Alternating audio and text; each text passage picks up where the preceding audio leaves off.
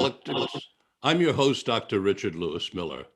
The mission of Mind, Body, Health, and Politics is to stimulate thought, expand consciousness, and encourage community.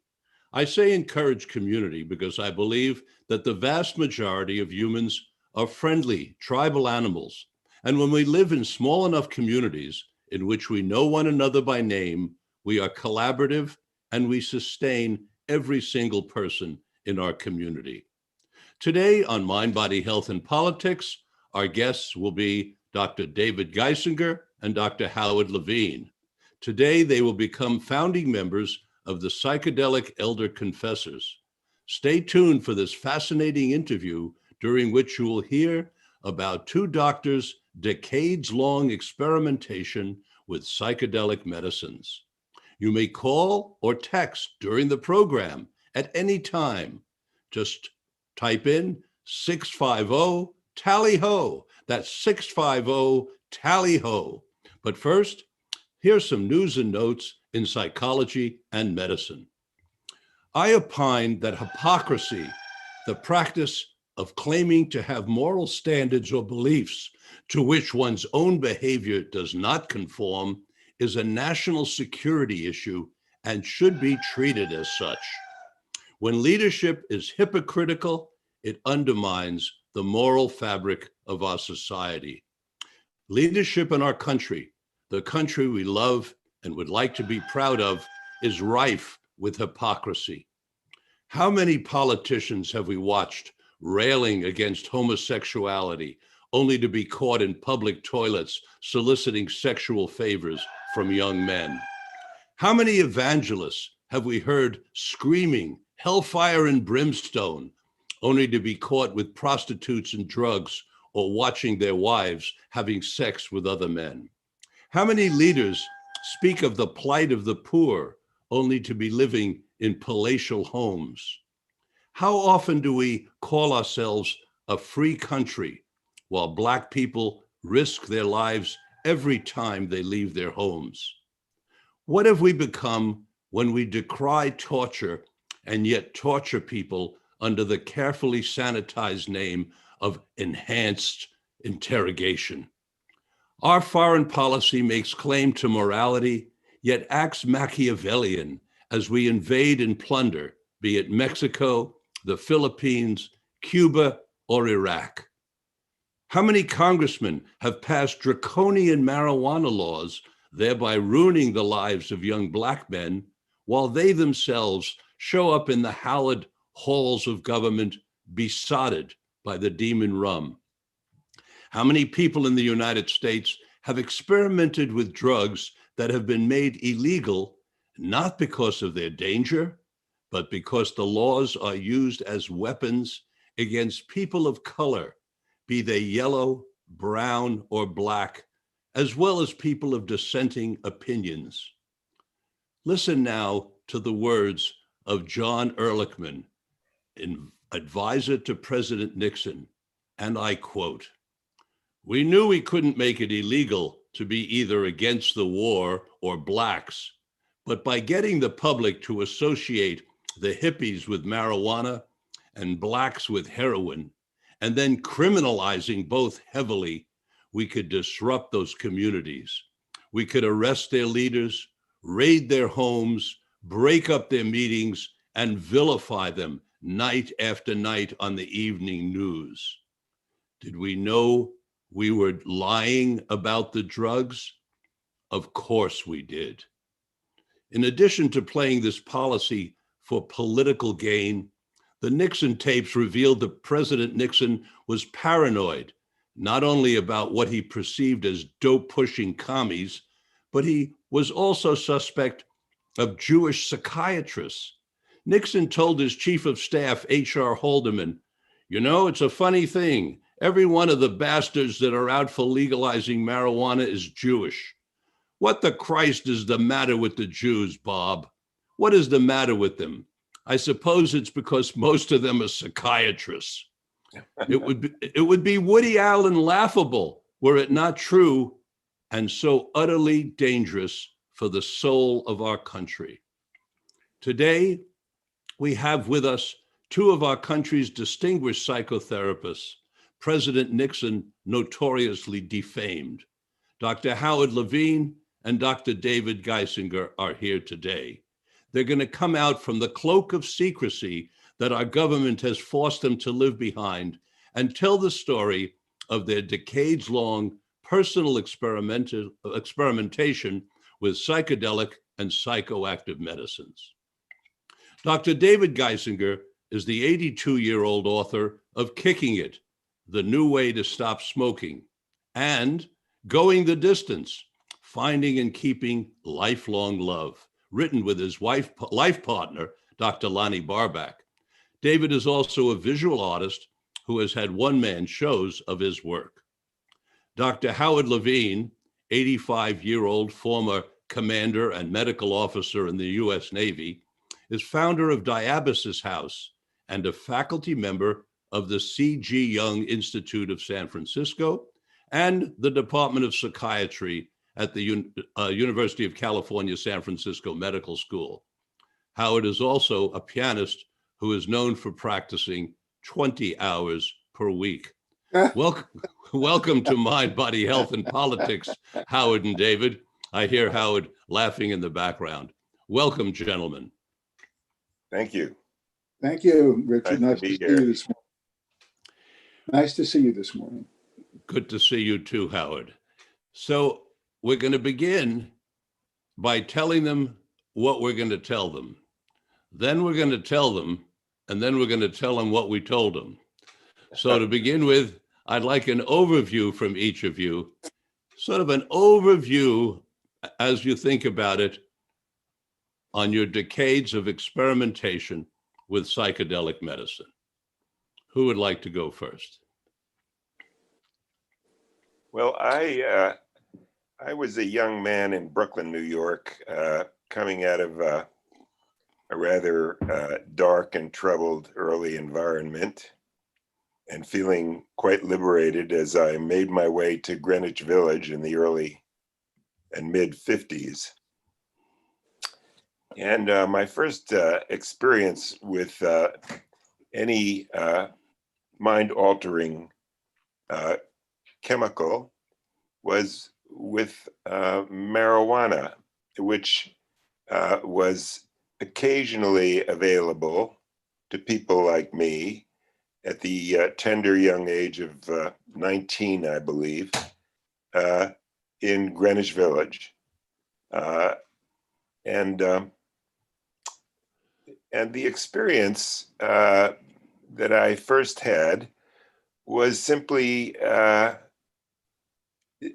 delightful, convivial, pro-social laugh-a-thon in which myself and a number of my friends got together and clandestinely, with great wariness, because at the time, marijuana, as you know, was illegal and people were being sent to jail for even having a seed in their pocket, much less a joint.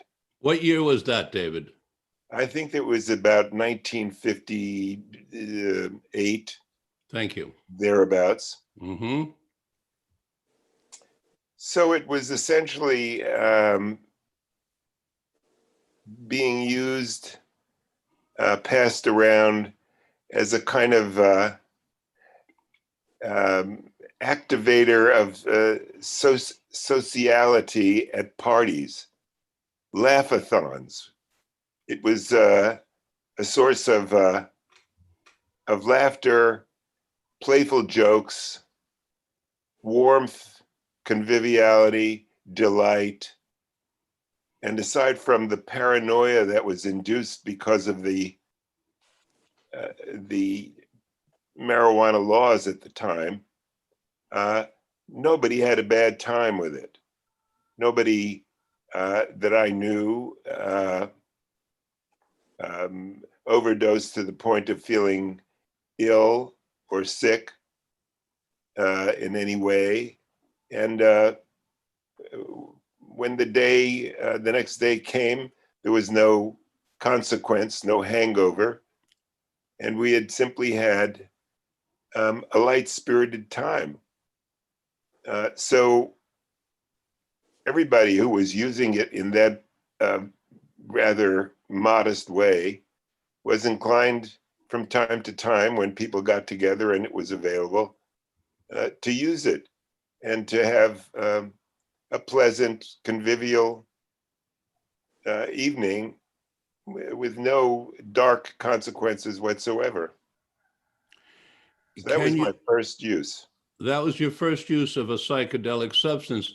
Can you remember enough at the time to compare that first use of marijuana in the 90s? We're going back over 60 years now. Over 60 years. Over 60 years we're going back. Can you remember enough about your first experience with alcohol to describe that and perhaps compare the two? Yes, and I can do that, and I think it's an important comparison because as most young people, occasionally I experienced an experimental moment with alcohol, beer or spirits of some sort, and I never felt well while doing it, except for the brief moment that I was beginning to ingest it. Pretty soon, headache followed, dizziness, nausea, diarrhea, illness of one form or another, torpor, slurring of words, disequilibrium, all kinds of negative experiences were attached to alcohol ingestion, none of which accompanied my modest marijuana use. Now, I've been around people who ingested too much marijuana at one given time or another, or too potent a dose in some way or another, and who also were moved into a kind of relaxed torpor.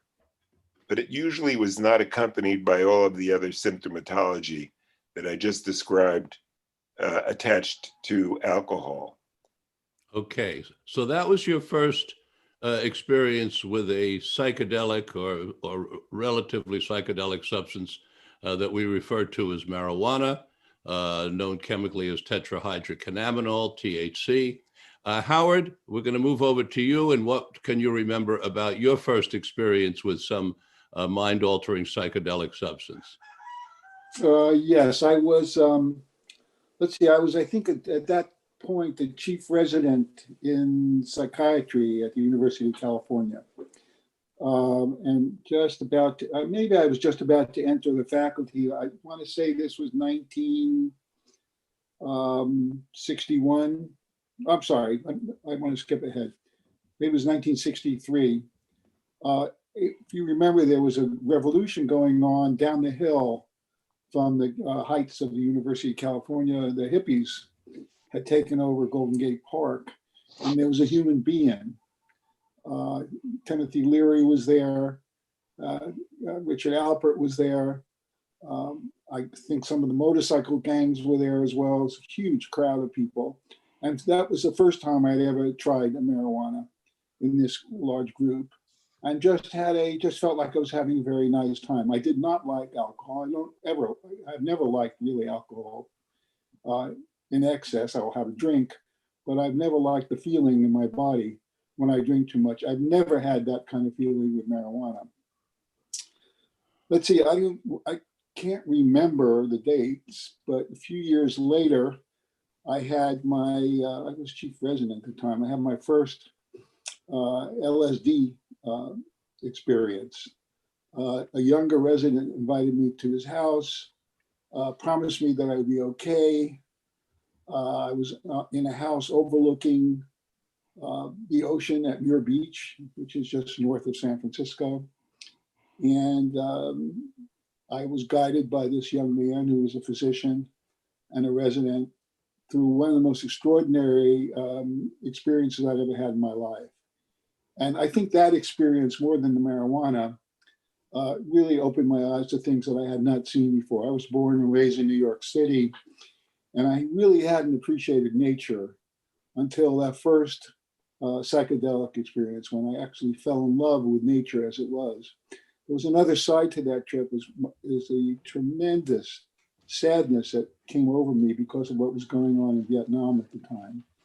And the fact that people were not respecting this treasure of a moment in time that we were alive and able to look at things. In other words, or whatever we consist of, leptons, quarks, etc., had been floating through a space from time immemorial. And suddenly I realized I was here for a brief moment to be able to see what creation was about. And I was very moved by that and very saddened by the fact that people were not respecting life. So I remember crying very deeply. And my oldest daughter, who was a little child, came to visit me that afternoon. And maybe she was 3. And she actually, I think she's listening to this. She took me by the hand and led me to a place outside of the fence in the house where I was. And it was a place that she knew, and she wanted to show me the flowers that she had secretly been leaving our house to go play with. It was flowers. This was in Tiburon at the time. Anyway, we had a wonderful connection. She is a child, me as an adult. And the other thing of that first experience was I had to make a decision whether I wanted to live or not. Because my daughter took me, this little girl, took me out to the very tip of Muir Overlook. I don't know if you've ever been there, but it's above the cliffs, above the ocean. And I stood there thinking, do I want to live or do I want to die? And I realized what a treasure life was, which is what I'm trying actually to say about what was also making me sad, because people were not treasuring life the way I suddenly was experiencing it at that time. Anyway, that was my first experience. I could say it was kind of a spiritual experience, but it didn't have to do with a deity. Although there were moments on it that I felt that I saw something that looked like Jesus Christ, who came down and smiled at me. And I said, hey, wait a second, I'm a Jewish psychiatrist. I'm not ready to, but he was a Jewish rabbi, so what was your true. problem? Yeah, right. At the moment that You were that's Lanzmann, what right? it was. And, anyway, it was a wonderful, wonderful experience. And that happened, like so long ago, and still is vivid in my mind. Since then, do you want me to go on? No, not yet. Not yet. Thank you, Howard. So you had the marijuana experience first. Then as chief resident at what hospital were you chief resident at?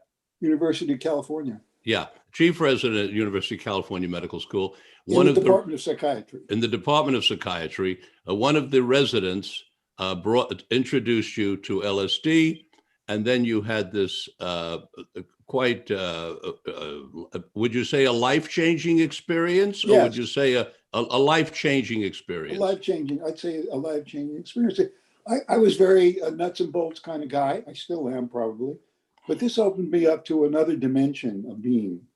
I want to use the word spiritual is so misused these days, but I would say it was like a spiritual experience where the boundaries between me and nature and the world and the people I loved all disappeared. So it was quite a beautiful spiritual Unus Mundi experience. The world is seen as one.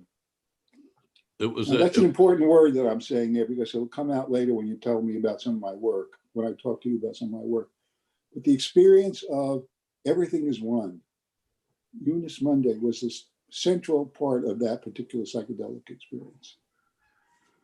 Anyway, that's... Thank you. And David? Yes. Take us from that time now in Greenwich Village, where you had a very positive experience with tetrahydrocannabinol, known on the street as marijuana, Mary Jane, dope. What was your next experience that you can remember with a mind-altering psychedelic substance? I was able to procure, because it was legal to procure it at the time, with a friend of mine, mescaline, pure mescaline, from a company in England. and we got the purest form of mescaline through the mail in the 1960s, early 1959, 60. And my experiences then included using mescaline on several occasions. All of those occasions paralleled the descriptions that Howard so eloquently gave us a moment ago. A feeling of connectedness to a larger universe, a feeling of profound humility at how insignificant and small I was in the grand scheme of things, a sense of liberation that came as a consequence of that feeling of the largeness of the world, and the world being Gaia, just an organism, a oneness, the oneness that Howard just now finished describing.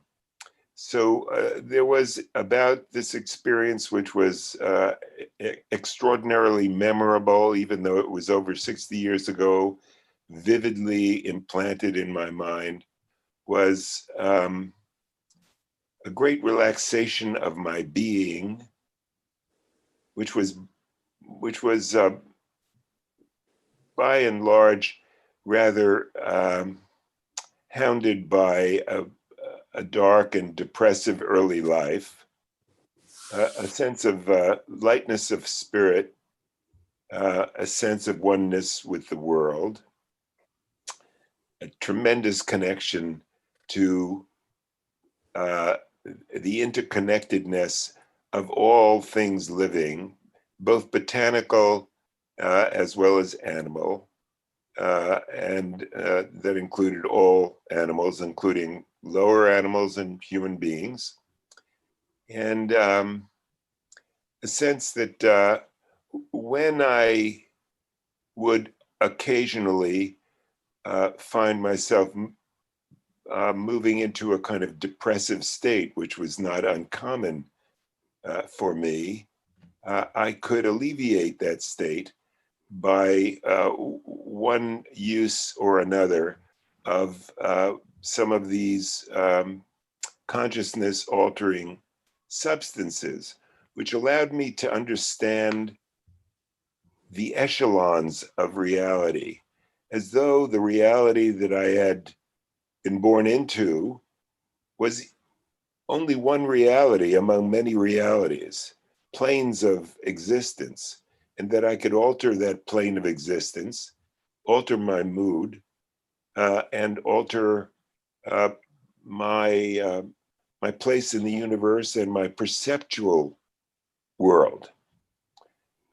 So I began to use marijuana modestly, but with some degree of regularity. Mescaline on occasion, because it was harder then to come by. And then I felt safe and capable of exploring other modalities of consciousness raising and consciousness altering substances. So subsequent to that. Let me stop you right there, David, Okay. Mm-hmm. because we're going to come back to that, to subsequent to that. Sure. But I'm going to ask Howard a question now, and then I'm going to come back and ask you the exact same question. Howard, when you took that first LSD trip with that resident, psychiatric resident, and had this transformational experience, you were working as a chief resident at the Department of Psychiatry at UC Medical School. How did that experience affect your work with your patients?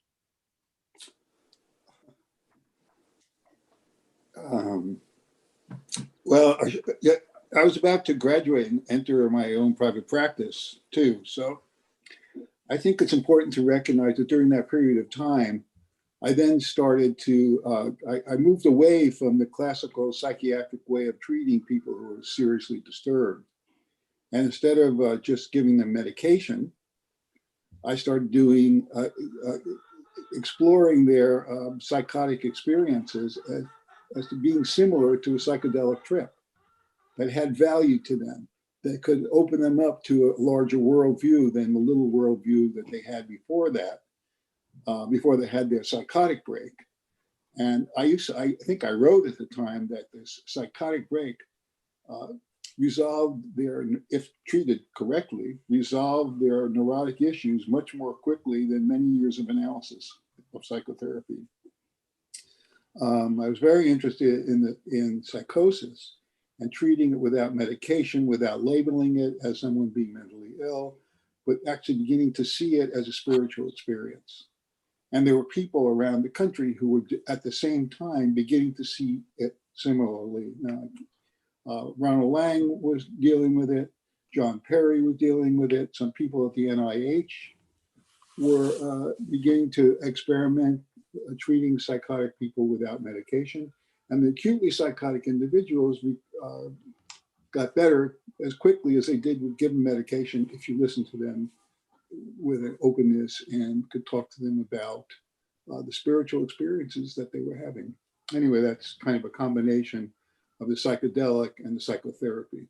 It's interesting that a medicine that you took informed you about ways to treat people who were traditionally treated with a medicine, to treat them without a medicine in order to even help them more than they were being helped by the medicine. That's what it seemed like to me at the time, yeah. Did you ever wish, can you remember wishing at the time that it would be legal, that it would be allowable to give any of those people psychedelic medicines? Or would that be too much of a conflation of two already unusual experiences? Well, you got to remember that I was a psychiatrist, I was an MD, I was licensed, I was on the faculty of the university, I was teaching. This was not a thing that and it was very illegal to experiment with psychedelics at that time. So this was not something that I generally spoke about at the time, but it informed my treatment, my psychotherapy treatment. It was not something that I even think about. And over the years that I practiced, I've never, ever offered psychedelic medicine to anybody. Although I do see now, more recently, and I'm much less active in my practice, I hardly have a practice at all at the moment, I'm mostly retired, but I do see that people are now beginning to use psychedelics to treat depression.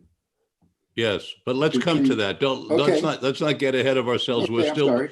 That's all right. We're still back in the 1950s and early 1960s, and what you're saying to us is that because of your concern with the illegality, you never ever, of course, would prescribe it or give it to a patient. But you're also, if I'm hearing you correctly, saying that you didn't really talk to your colleagues very much, if at all, about your own personal experimentation. Maybe just a few very close friends, or not at all?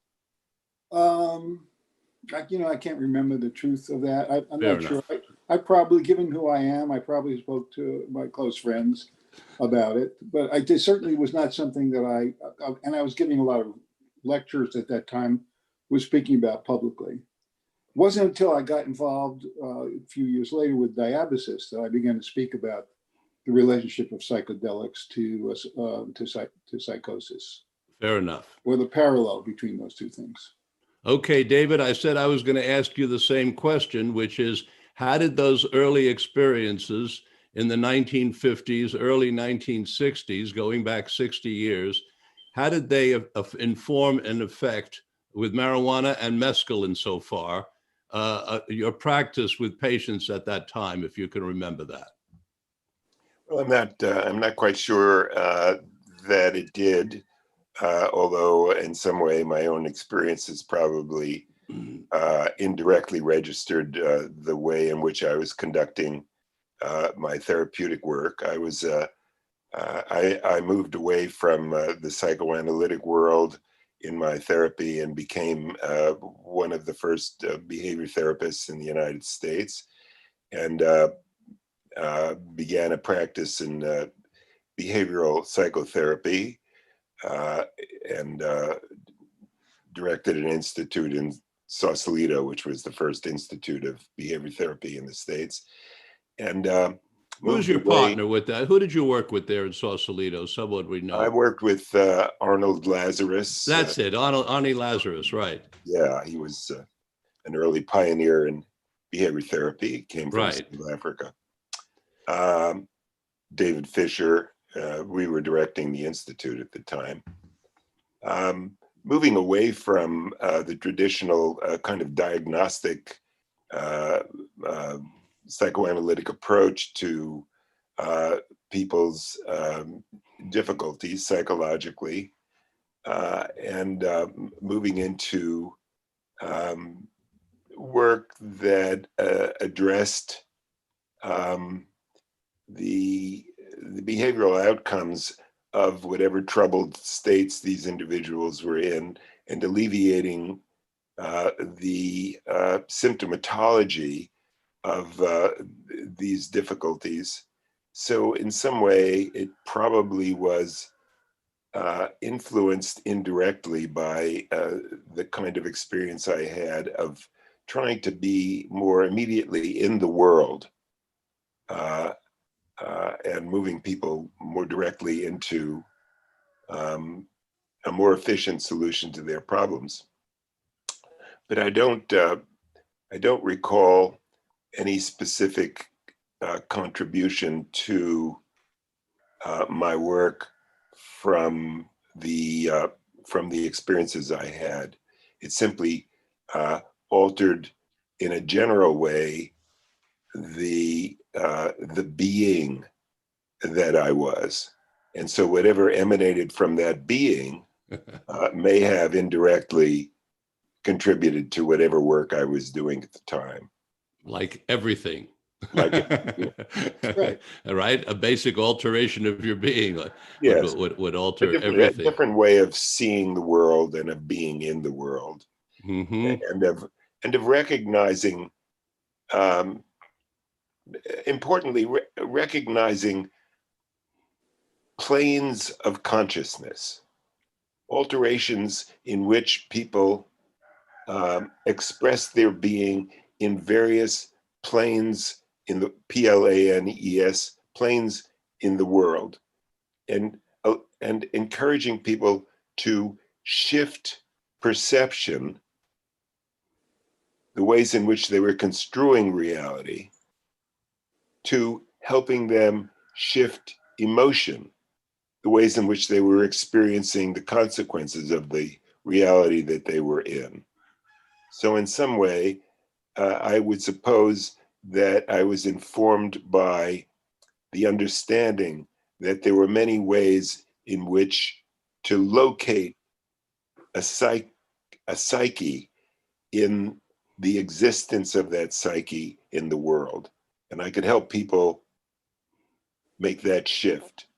And there were some people I can recall who were caught up in alcohol, who were alcoholic, if you like that term. I don't particularly like the term, but who were caught up in abusing alcohol with some regularity, who would themselves come to explore, say, marijuana, and see that what they were struggling to do with regard to the alcohol, which was to kind of shift gears psychologically, to try to medicate themselves away from some degree of anxiety or psychological difficulty in some part, was much better done when they tried marijuana. The consequences were negligible on the downside, providing that they used it responsibly and not overdosed on it. And there were a number of people, I can vividly recall, a number of people who gave up alcohol in favor of smoking marijuana with some degree of regularity. And it was a dramatic and constructive shift. It was almost as if you saw back 60 years ago what's happening now in the United States as that shift is going on. Yeah. Isn't that interesting? Yes. It also sounds to me like both of you gentlemen had experiences with these psychedelics in terms of a realization of the oneness of it all, of the wholeness of it all, of the Gaia, in your words, that it's all the whole planet and everything on it is one big living, breathing organism, that had to have brought you closer to your patients, because there would be less divide. There would be more of a sense of the oneness between you and your patients. Exactly right. Yeah, I think that's exactly right, Richard. Yep. Exactly right. Yes.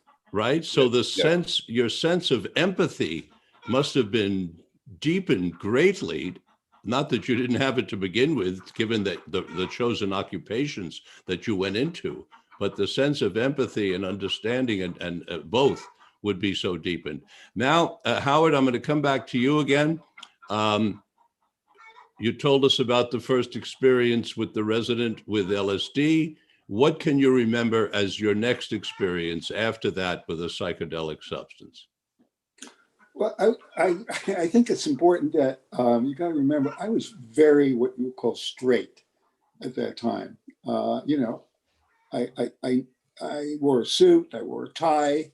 What I looked like to other people was very, very important to me. I was beginning I was just a young psychiatrist. I was beginning to expand my career. I was afraid that anything I would do, that anyone would know, no one would refer any patients to me anymore. So I was pretty low key about my psychedelic use. I think the next time I had taken LSD, I was with my wife. We were in Jamaica, and I spent the entire time, it wasn't a very large dose, caught up in the movement of trees. And just visualizing that, the thing that came from that experience was just the movement of trees and the leaves on the palm trees that were in constant motion, which made me think of that I was in constant motion inside.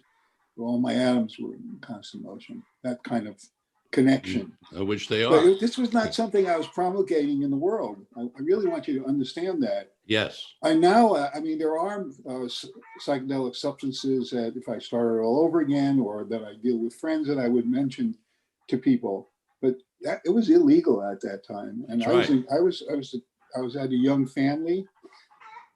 I was dealing with that part of my life. So I did not go around promoting psychedelic substances, nor have I ever since. Although I'd have different feelings about ecstasy or MDMA.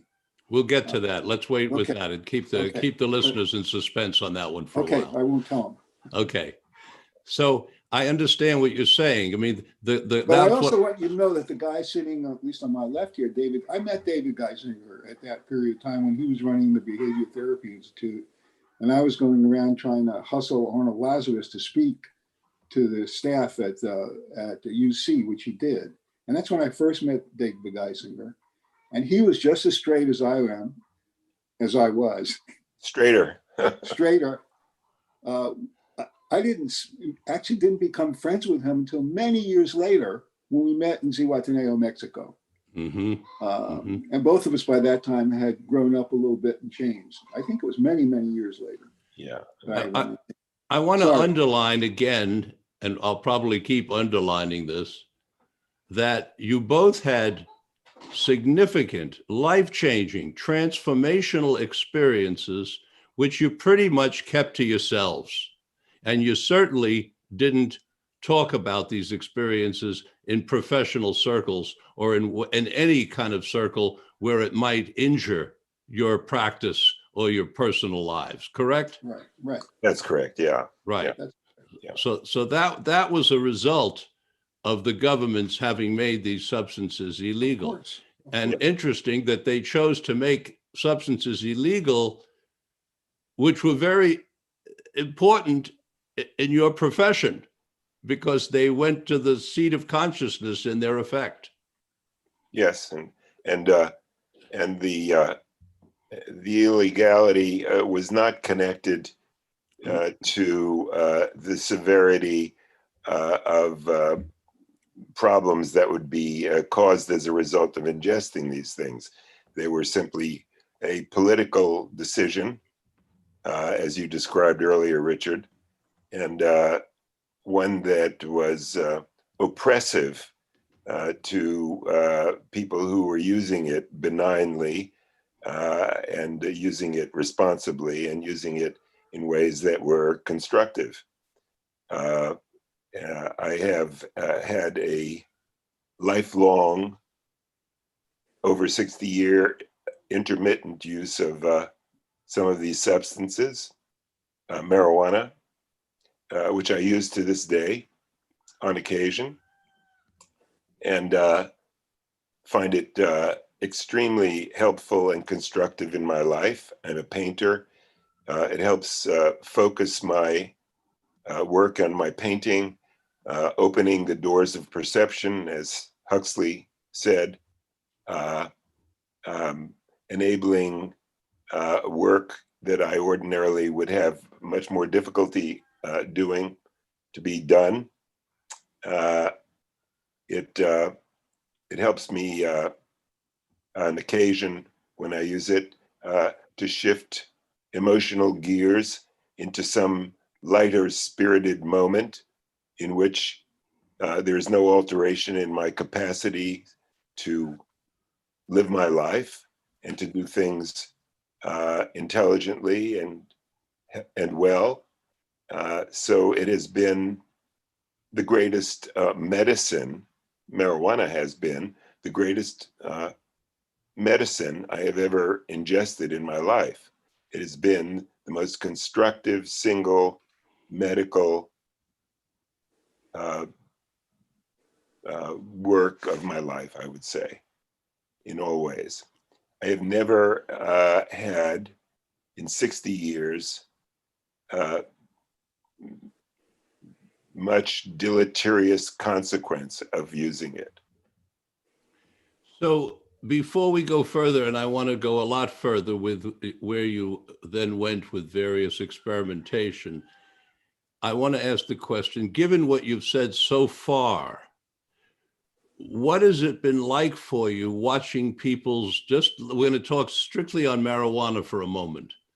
What has it been like for you knowing what you know about marijuana personally and deeply as trained, highly trained, deeply experienced, decades of experience, over 50 years of experience each? What has it been like for you watching people's lives ruined for possession of small amounts of marijuana? Yeah, it's been terrible. I mean, obviously. Yeah. Let's let Howard go first, David. You just spoke. Sure. Yeah, sure. No, I'm sorry. I didn't. I just think Please. it's an awful racial expression of racism on the part of our country, because marijuana was used by the Black community quite regularly before the white people ever knew about it, and this was a way of banging on the Black people and getting them incarcerated for minor offenses, for drug offenses. I don't know who started it, but it was certainly Reagan was doing that. Harry Anslinger started it in 1935, Howard. Started what? Harry Anslinger was the head of the first Federal Bureau of Narcotics. He was appointed that by Andrew Mellon of the Mellon banking family, who was the Secretary of the Treasury. And Anslinger was married to Mellon's niece. And so he got appointed. And Anslinger was a racist zealot who made a campaign. He was the one who started, or was very influential in starting the whole notion that Black men were seducing white women using marijuana, that Black men were seducing all kinds of people using marijuana. And he went on a campaign. One of his most famous acts was handcuffing the jazz singer Billie Holiday to her bed in Bellevue Hospital to make the arrest, and handcuffed her to her bed because of her song Strange Fruit that supposedly was about her heroin use. So that's the answer to your question of where a lot of that started. It started with not just one man, but he was the most active man because of his huge position in the federal government. And then he went to the United Nations eventually, and he spread the word of around the world. the word of being anti-marijuana, and then he went on with anti-other drugs as well. So, but let's come back. David, do you want to make any comments about your personal feelings? Yes. Yeah, well, I would echo what Howard said. I think it's been a form of political oppression against predominantly against people of color who were notably using a good deal of it in the 20s even, although of course the history of marijuana goes back centuries, if not millennia. And it was strictly a political ploy and put into that category of drugs that were connecting marijuana to heroin and drugs that were really totally seriously problematic, which in fact it had no place to be. And it is a national tragedy that so many people have been incarcerated, have lost their lives through incarceration. And that's still ongoing. That's still ongoing. And it is ongoing, and Yes, it is. less so, but ongoing. Yeah. And there are thousands and thousands and thousands of people innocent of any crime other than smoking a little weed. It's actually in the millions, David. It's actually in the millions. The numbers who are incarcerated in prisons, both here and other countries, and around the world. Yeah. Mm-hmm. Okay, let's come back now to the talk about experimentation. After that Jamaica experience, what do you remember next about your experience? Can you bring us to another experience, or should we switch over to David? Another early experience with another one after the Jamaica experience. Do you remember when you did LSD again, or mescaline, or any? I think I developed. I think these experiences were so huge for me. I did mescaline once or twice in the 60s and early 70s, but these experiences were so huge for me that I approached them with a great deal of awe and fear, actually. It's not just to lose oneself, one's boundaries, is a frightening experience for me. And even though the positive comes out through it, if you can stick with it, or you're with someone who can help you understand what's going on, it is an awesome, frightening experience. So I don't think that I used marijuana, particularly marijuana is another story, but I don't think I used the big psychedelics frequently over the ensuing years until about maybe in my 60s, when I began to experiment with using MDMA.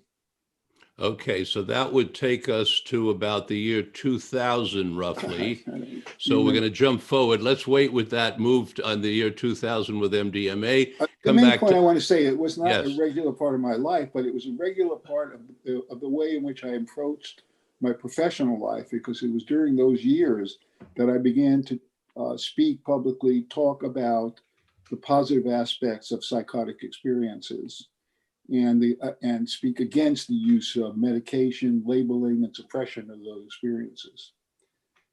Now, that's I have some reservations about that too, which is a more complicated thing. But just let me say that the first psychedelic experience, and maybe the one afterwards, and I can't remember the third, maybe I've that so many years ago, influenced my professional life profoundly.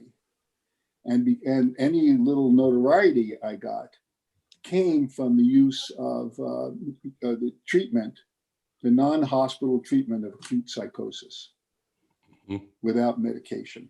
Mm-hmm. So that's my little 5 minutes of fame that I had sometime in this, back then, came from that. Well, for those who can't remember Diabasis House, it was an important contribution. Right, so it was.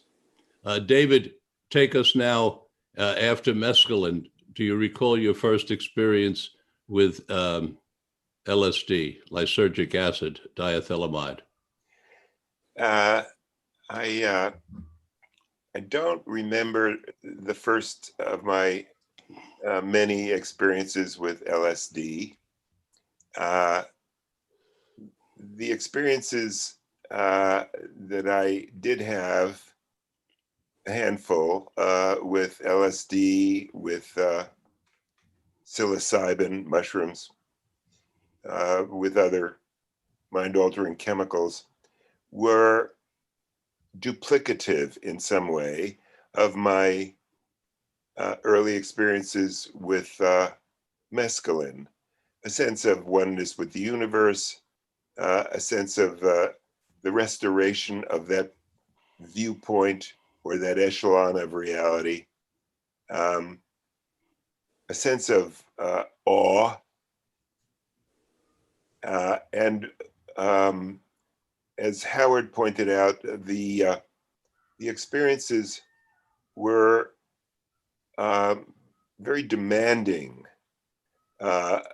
to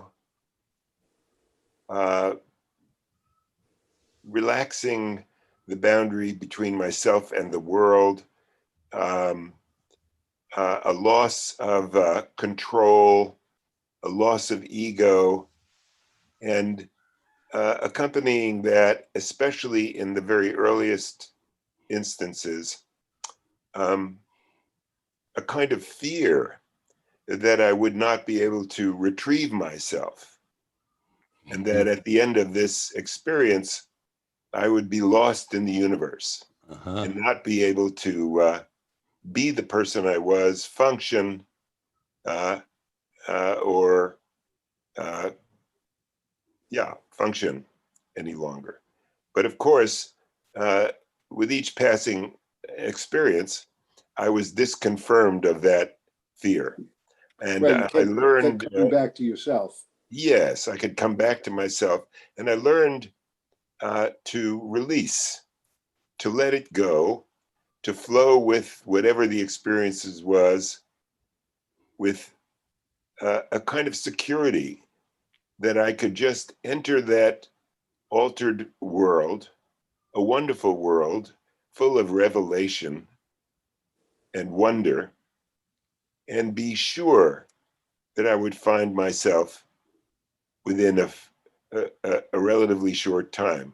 So I learned how not to oppose the loss of ego. I learned how not to oppose being relaxed into boundarylessness. I learned how to relinquish control.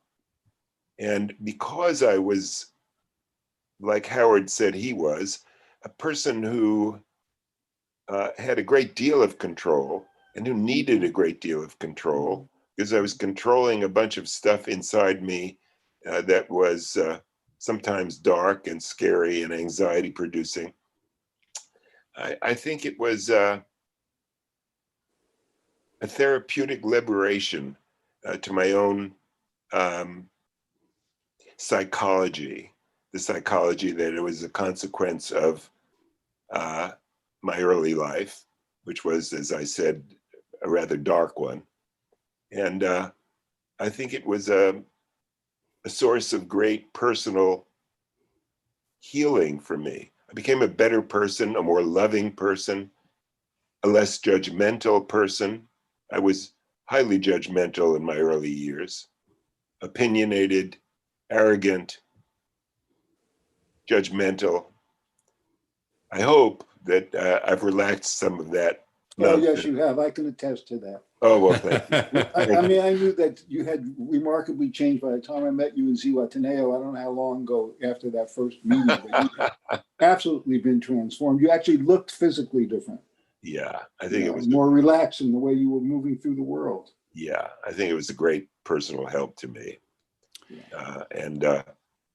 I find it interesting I saw Howard shaking his head when you were talking about the fear of not being able to come back to who you were and how you managed that over time. And I have wondered about that, about what that fear is in each of us, in that how is it that we're not able to trust that if we didn't come back to who we were, we might not come back to somebody else who was equally interesting and loving and a decent person. Actually, that's what got me over my anxiety in my first LSD experience. This man who's no longer alive, Sheil Selaznick, was a physician. When I said to him I was afraid I'd never be able to get back, he said, "Was this so bad?" Uh-huh. And David laughed about the same question. Yes. And so? Is this so bad? And it wasn't that bad. It was just I was afraid I wasn't there. You know. But I think we're talking about something that's very critical, because it is a common denominator across a good-sized doses of psychedelic medicine, that there is a fear of losing oneself, and that you both talked about, and a concern that we will not come back to who we were, rather than an optimism about finding a whole new person that'll be even more interesting or more fun or more enjoyable. Easier said than done. Easier said than done, Dr. Easier said than done, yes. I think it's important to emphasize context. I think we're failing to emphasize context here, and I'd like to spend a moment on context. I was a practicing psychotherapist and psychologist. I had supportive friendships who themselves had gone through some of these experiences. I was better prepared than most lay people to entertain the possibility of trying some of these substances on my own, decontextualized from some helper, somebody outside of me who would guide me through these experiences. But there are people who have, not that many, I think, but people who have tried some of these strong mind-altering substances without the proper context, and who have unpleasant and negative experiences, and it doesn't help them very much. So I think it's an important thing not to simply promulgate the use of these very dramatic medicines without thinking very carefully about how, when, and with whom you are going to try the experiment. Very well said, David. And what we've come to over the years, and I know you're both aware of this, is that the in red underlining of set and setting and the use of a guide. Because with the use of a guide, or in your case, Howard, it was a resident, the loss of control, which can lead to what's called a bad trip, actually becomes a good trip. Because what we're afraid of is the dark stuff, David, that you talked about from your past, coming out either too fast or becoming overwhelming, and we don't know what the heck to do with it. Yes. But on the other hand, if the psychedelic medicine releases that dark stuff that we've kept trapped, and there's someone there to help us master it and deal with it, we then turn that bad into a good trip, because we speed up the process of looking at all that old junk. That's what I meant when I said it was faster than a couple of years of psychotherapy. Exactly. We could take years. I've had patients tell me they went through one, and it might have taken years to get to the material, if ever, whereas they got to it with one psychedelic experience. But again, as you're pointing out, David, in an appropriate setting, with the appropriate person to take you through it. This isn't, a ride in Coney Island. Yeah. At least for those of us who want to use it responsibly, it's not a ride in Coney Island. But rides in Coney Island are fun also. As well. That's a whole different topic, which is recreational use. I come from Coney Island, so I know it's not a ride in Coney Island. That's why I used it, of course. Howard, I'm going to now fast forward to around the year 2000, when you were introduced to MDMA, known on the street as ecstasy? Yes, Or now I Molly. don't remember how I got, I think, I'm not exactly sure how I got a hold of my first dose of it, but I took it with my wife. And it was one of the most beautiful, loving experiences that I've ever had in my life. I would say it was a extraordinarily beautiful, loving experience, bigger than anything I had before, even when I had first fallen in love with her. She had the same experience at the same time. And we realized that it was so beautiful that we didn't want to ruin the experience by using it too frequently. Because you become habituated to the experience, I guess. So we would actually limit ourselves to doing it about once or twice a year over the next many years. And like all other experience, the first one is the best or the worst. But the repetitive experiences brought us close to that. And we would go away for a weekend, take some ecstasy, and really enjoy each other deeply, and feeling in love and feeling the wondrous sensation of whatever it is to feel madly in love. Now, I think the actual love experience is probably a similar chemical experience in the brain. A washing of the brain with serotonin, which creates that kind of feeling that people have. But I want to take this a little bit one step further because of my history of, we've skipped over the fact that the diabasis, which was treating very psychotic people without medication. I became, people heard about that, and then they wanted me to come as a consultant to some music festivals or psychedelic festivals. So I began to go, I first started out by going to Boom, which is a totally psychedelic festival in Europe every other year, held in Portugal, where people come for psychedelics. The government, contrary to the United States government, encourages the responsible use of psychedelics. There's no criminal activity. The government has at the concert or at the festival, they have testing stations where you could test your drugs to see how pure they were.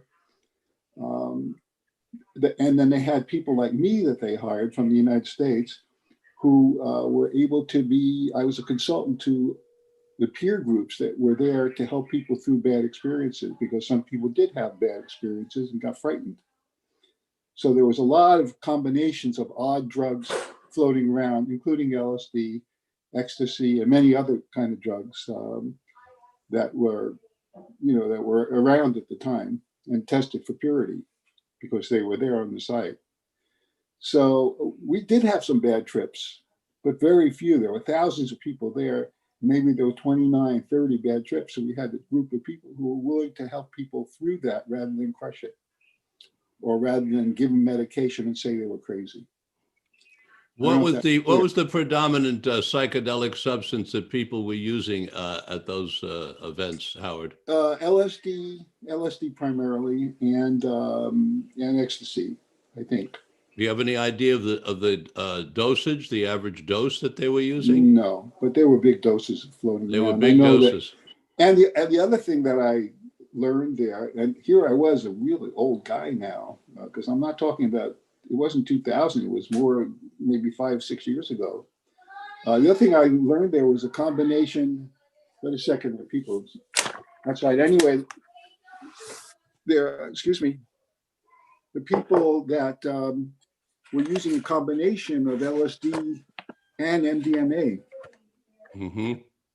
which was a wonderful experience. They called it candy flips, I think. Howard, I'm going to switch over to David now and let you get settled there. You've got some noise in the background. I think you have guests.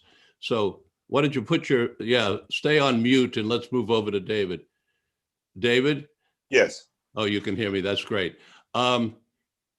What can you tell me about when you were first introduced to the next one. What would be the next one for you?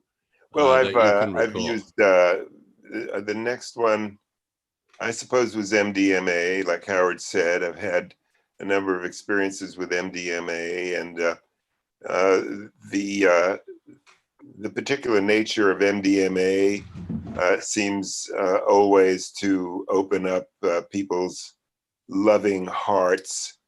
It's the love drug of some sort. It opens up people's affiliative connectedness and sweetness of relationships.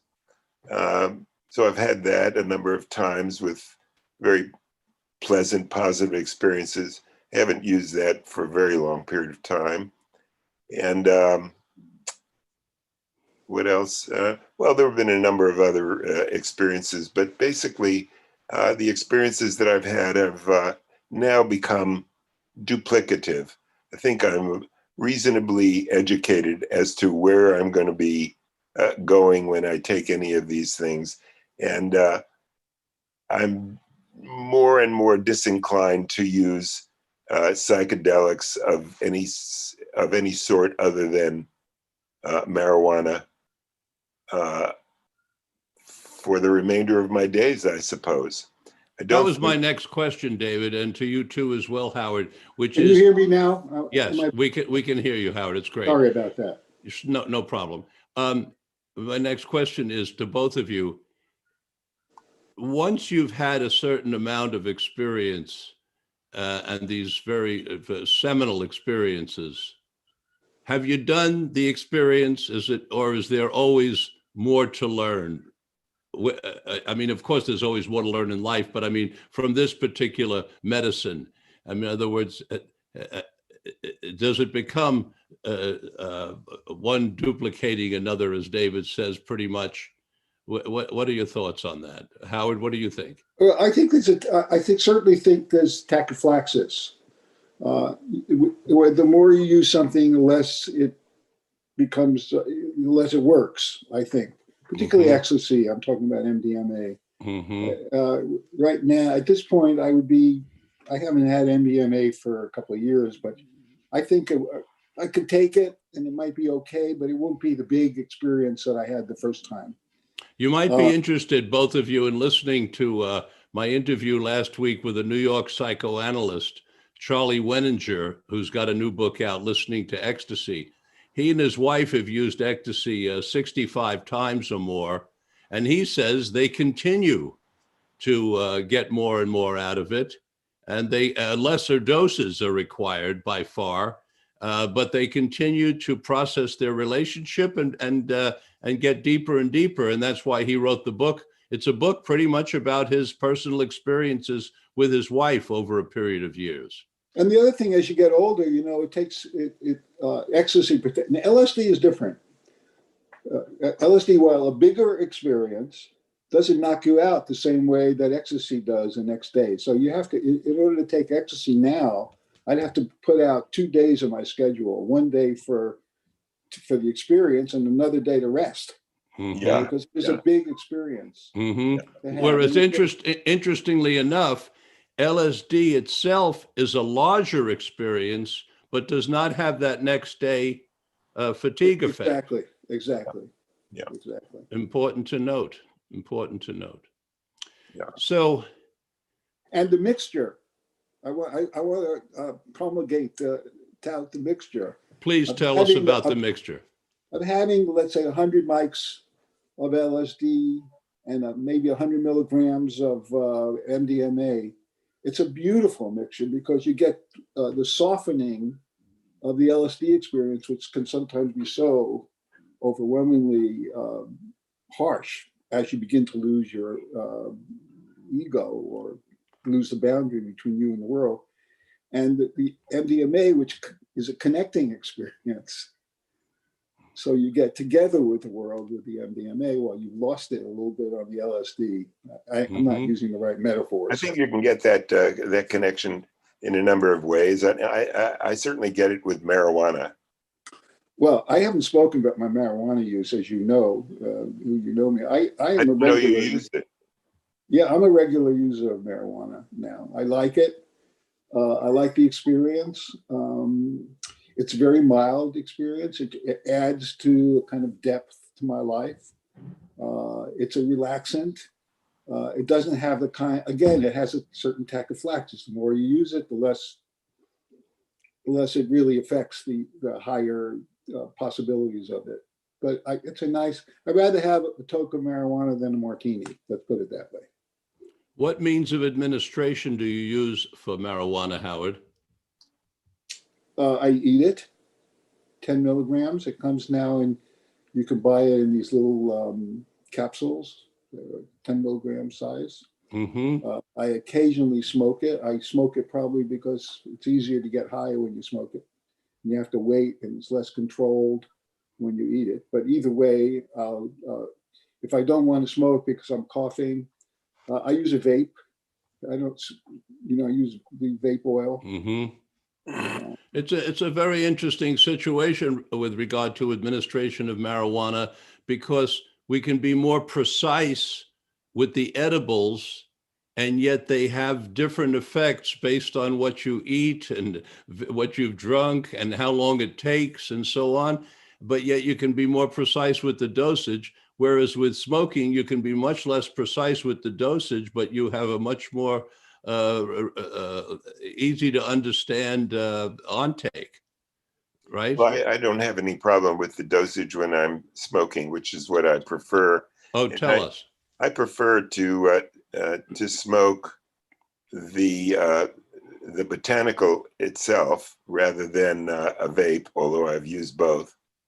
And I will take a toke or two at the most and get exactly what I want out of it, which is sometimes just a relaxedness or a focus on a job that it would be, for instance, tedious. If I have to clean out the garage, I'd much rather clean it out after I've had a couple of tokes than without that. And I'll get better at it when I do it that way, by the way. Gentlemen, it's taken how many years it's taken for marijuana now to be illegal in California, to many states in the Union. The United States, I think Congress just passed a bill, though we're not expecting it to make it through the Senate yet. But eventually we know that marijuana will be nationally legal, both recreational and medicinal. And the same thing will happen eventually with MDMA and LSD. A couple of comments from each of you, please, on how you see the use of LSD, MDMA, mushrooms, and so on in psychotherapy. Well, I think there's a growing body of literature now that it's possible to conduct studies on these medications. There's a growing body of literature that suggests that many of these medications are more efficacious, less costly in terms of side effects and money on depression, psychosis, anxiety syndromes, and the like. And with each passing month, there's more and more evidence that with guided use of some of these chemicals, relief for problems that have formerly been relatively therapeutically insurmountable are beginning to become possible. So I'm looking forward to the continued development and refinement of these medications and techniques for using them to alleviate a wide range of serious psychological dilemmas. Well, they're studying that at back east at the NIH. Now the use of psilocybin, purified psilocybin, in the fear of death, people who are terminally ill and experience fear of death. Psilocybin seems to be very helpful. They've studied objectively. I don't know how you study this objectively, but you and I were talking about these awesome experiences, the spiritual experiences. They've shown that now objectively on the psilocybin. They've been Yeah, the use of ketamine against depression. ketamine now. That's we haven't even discussed ketamine. Ketamine, really important. Right. Ketamine is an important drug that's being studied and used to treat depression successfully, very rapidly. Do either of you want to comment on personal use of ketamine? Yeah, it was the first time for me. It was a psychedelic experience, one that I recognized, and it was easy. It didn't take, the thing I liked about it was 20 minutes instead of 12 hours. You know, you didn't have to spend your whole day on it. You took it, and 20 minutes later, you were back on the ground again, and could function. So that was good. I didn't use it therapeutically. I wasn't depressed. I used it just for the stimulus of the psychedelic. But it wasn't, as David said, I like the way you said that. There wasn't any new information coming in. It was, oh yeah, I've been here before and this is nice, but I don't know if I want to spend my day this way. I have other things. I want to play the piano. I want to read a book. I want to go for a hike out in nature. You know, well, gentlemen, I want to thank you both very much for having, I would say courage, but you're both going to say it didn't take a lot of courage because of your age probably.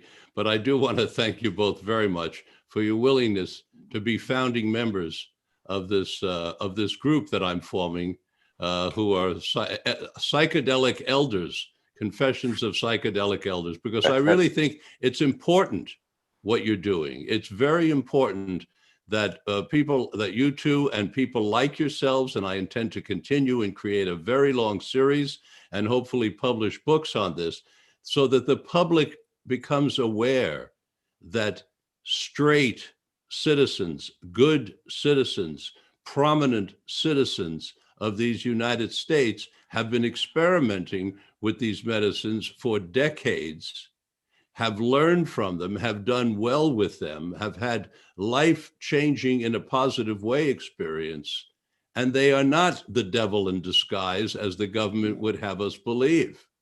And moreover, I would say that there have been major contributions made to science, to art, to culture, to every sphere of human endeavor that would not possibly have been made without the quiet assistance of the use of these medications by the people who have created these things. I think of Carl Sagan here. Carl Sagan, great works of visual art, great orchestral pieces, great jazz, of course, great jazz, which is really where it started in the art community, and major scientific contributions. The human genome. Right. Yes. Great. So let's not leave out the contributory effects of the use of these things without the public's being aware of them. And then we haven't really discussed the kind of ongoing low dose microdosing of LSD or psilocybin, which people are using very effectively. I experienced a little bit of it, but not in the regular way of every 3 days. Yeah. That younger people now are beginning to experiment with. And that seems to enhance their focus, attention, lovingness at work. I think it's being used a lot in Silicon Valley, the low dose. I've interviewed people, including Paul Austin, who started a whole program around microdosing called The Third Wave, who used it every third day as per Albert Hoffman's and Jim Fadiman's protocol, and made life-changing momentum as a result of microdosing. And of course, there's Ayelet Waldman's book, A Really Good Day, where she talked about recovery from 20 years of bipolar. I think it's moving around the world. I just read recently, actually in preparing for this interview, that Albert Hofmann, the discoverer of LSD, took microdose of LSD every single day for the last 20 years of his life and lived to 102. Yeah. Every single day. I've got to research that more to make sure that that's accurate. But 3 different sources indicate that he did that, which I find really, really fascinating. Thank you for bringing this up, the microdosing at the end. It is something that's happening, no question. Thank you both very much for being here today. I really appreciate it. And thank you all for joining me for today's broadcast of Mind, Body, Health, and Politics. And a special thanks to my producer, Charlie Deist, who makes this broadcast possible. The preceding program was brought to you by Wilbur Hot Springs and Thanksgiving Coffee. You know, the autumn season is magnificent at Wilbur, and it would be even more magnificent if Wilbur was open. But unfortunately, because of the COVID pandemic, Wilbur is closed for a few weeks. So keep in touch so that you can come back during the new year. Here on our little farm, we call it the J&R Farm, stands for Jolie and Richard, in Fort Bragg, California, we're producing some of the world's best organic eggs. In fact, our J&R Farm eggs are so excellent that we're able to trade them for the world's best gourmet coffee made by the Thanksgiving Coffee Company. The founder of Thanksgiving Coffee, Paul Katzeff, also from Brooklyn, by the way, gentlemen, is a trained social worker and political activist who has improved the lives of millions of coffee growers around the world. Yeah, he gets them some of the money that is made from the coffee. As an expression of appreciation and support for Mind, Body, Health, and Politics, Paul has created 3 special Mind, Body, Health, and Politics coffee blends. Paul then doubles down and donates 20% of the internet sales of these 3 special Mind, Body, Health, and Politics coffee blends to the COVID Response Network. That's the COVID Response Network, a nonprofit 501c3 protecting citizens from COVID. Check out the COVID Response Network on the internet. And go to Thanksgiving Coffee, the Thanksgiving Coffee Company website, and buy Mind, Body, Health, and Politics coffee. Support the truth-telling broadcast, Mind, Body, Health, and Politics, and support the COVID Response Network. Do it now. And please join me next Tuesday at 9 o'clock Pacific Standard Time for our next stimulating broadcast. Until then, this is Dr. Richard Lewis Miller reminding you that good health is worth fighting for, and it's essential for life, liberty, and the pursuit of happiness.